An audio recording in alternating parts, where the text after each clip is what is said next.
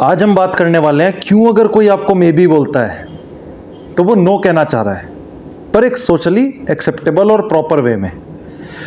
तो शुरुआत करेंगे एक लोमड़ी की कहानी के साथ। तो दो लोमड़ियाँ जंगल में रहा करती थी। पहली लोमड़ी ने दूसरी से बोला कि कल हम शिकार करने जाएंगे, तो क्या तुम मुझे ज्वाइन करोगी? दूसरी लोमड़ी ने बोला देखते हैं, मूड हुआ तो ज्वाइन कर लेंगे, नहीं तो नहीं करेंगे।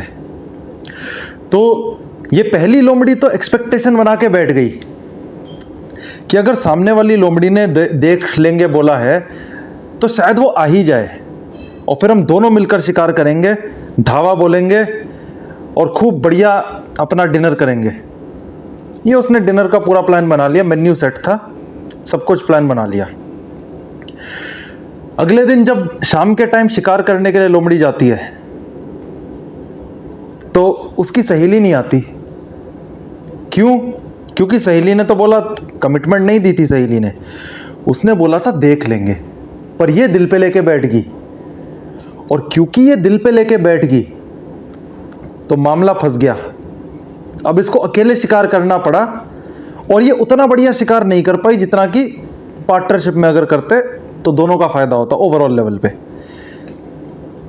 तो इससे हमें क्या सीखने को मिला कि जब तक कोई सामने वाला आपसे कमिटमेंट नहीं कर रहा तब तक आपको नो ही मान के चलना है अपने जीवन में। मे बी जो है वो socially acceptable form of no बन चुका है 2026 की रेंज में, काफी टाइम से चला आ रहा है। आज की डेट में भी वही ट्रेंड कंटिन्यू पे चल रहा है कि अगर मैंने किसी को मे बी बोला तो मैंने तो मे बी बोला था, कमिटमेंट तो थी नहीं। तो अगर मैंने सामने वाले की हेल्प नहीं करी, सामने वाले को समय नहीं दिया, जो भी व्हाटएवर द केस में भी, तो मैंने क्योंकि कमिटमेंट नहीं किया तो मेरा मॉरल ऑब्लिगेशन नहीं बनता, सोशल फॉर्म ऑफ रिजेक्शन है मे बी। अगर कोई आपको मे बी बोले, कान खड़े हो जाने चाहिए, सतर्क हो जाना चाहिए कि आपको जो बोला गया है वो वास्तविकता से बिल्कुल परे होगा। तो एक्सपेक्टेशन ही ये बना के चलो कि अगर मे बी आया तो कैंसिल मान के चलो। ये हो गया सबसे पहला पॉइंट। अब बात आ जाती है दूसरे पॉइंट की कि लोगों को जज करने का सही तरीका है कमिटमेंट से, उनके शब्दों से नहीं। अगर किसी ने आपको बोला कि हम अगले हफ्ते मिलेंगे तो आप ये मत सोच के बैठो कि अगले हफ्ते मिलेंगे, क्योंकि जिसका कमिटमेंट होता है वो आपसे कुछ इस तरह से बोलेगा कि ट्यूसडे को मेरे पास समय है शाम के 7 बजे और ये कैफे है जहां पे हम मिलने वाले हैं और ये बिल हम आधा आधा स्प्लिट करेंगे। जो इस तरह से स्पेसिफिक होकर जा रहा है उसका कमिटमेंट अच्छा है, वो आपके साथ आएगा जरूर। पर जो सिर्फ ये बोल रहा है कि अगले हफ्ते में देख लेंगे, किसी भी दिन मिल लेंगे, वो कहीं ना कहीं आपको मूर्ख बना रहा है, कहीं ना कहीं आपसे बचना चाह रहा है। और मैं ये नहीं कह रहा कि 100% ऑफ द केसेस में वो बचेगा, हो सकता है वो मिल ले, पर जब तक उसका कमिटमेंट नहीं आया तब तक आपके दिमाग में संतुष्टि नहीं आ सकती।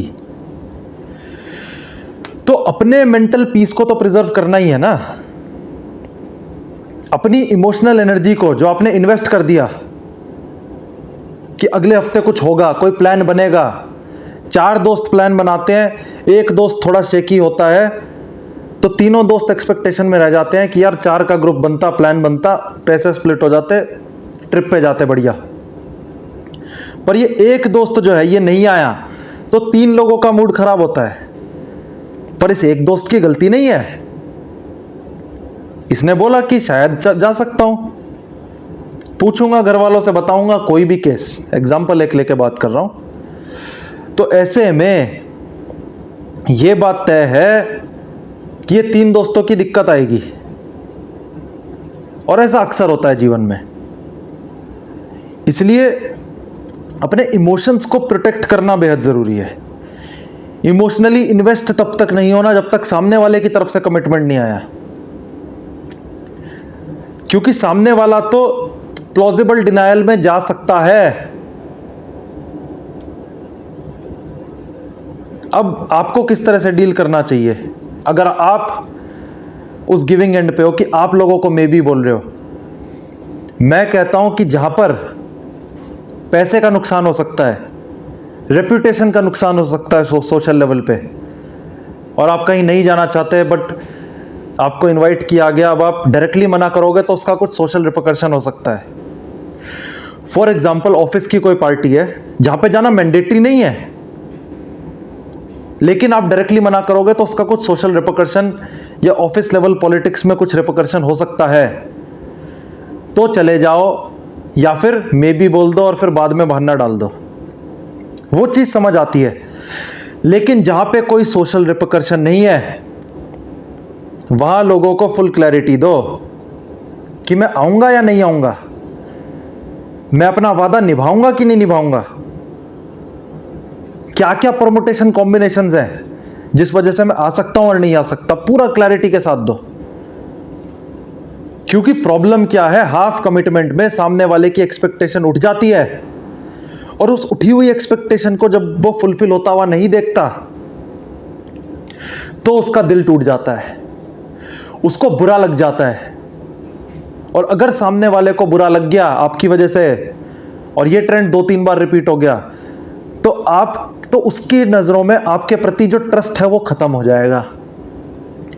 और कोई भी रिलेशनशिप, चाहे वो दोस्ती का हो या शादी का हो, ट्रस्ट के ऊपर टिका होता है। ट्रस्ट खत्म तो रिलेशनशिप की नींव ही मजबूत नहीं रही। जिसकी नींव ही मजबूत नहीं है, वो बिल्डिंग ढहेगी कि नहीं ढहेगी, या आप मुझे बताओ। तो अपने कमिटमेंट को प्रॉपर तरीके से दे, डायरेक्ट बात करें, उससे ट्रस्ट बिल्ड होगा, एक अच्छी कॉमरेडरी बिल्ड होगी। तो इन चीजों का ध्यान रखें। 3 पॉइंटर्स आज मैंने आपको बता दिए। इमोशनली इन्वेस्ट अपने आप को बहुत ज्यादा करना नहीं, मे बी का तो मतलब सीरियसली नो है। और तीसरा पॉइंट मैंने आपको बताया था कि जब तक कमिटमेंट ना आए सामने से, तब तक ना ही मान के चलना है उसको। वीडियो अच्छी लगे तो वीडियो को करें लाइक, चैनल को करें सब्सक्राइब, अपने विचारों को डालें कमेंट्स में। धन्यवाद।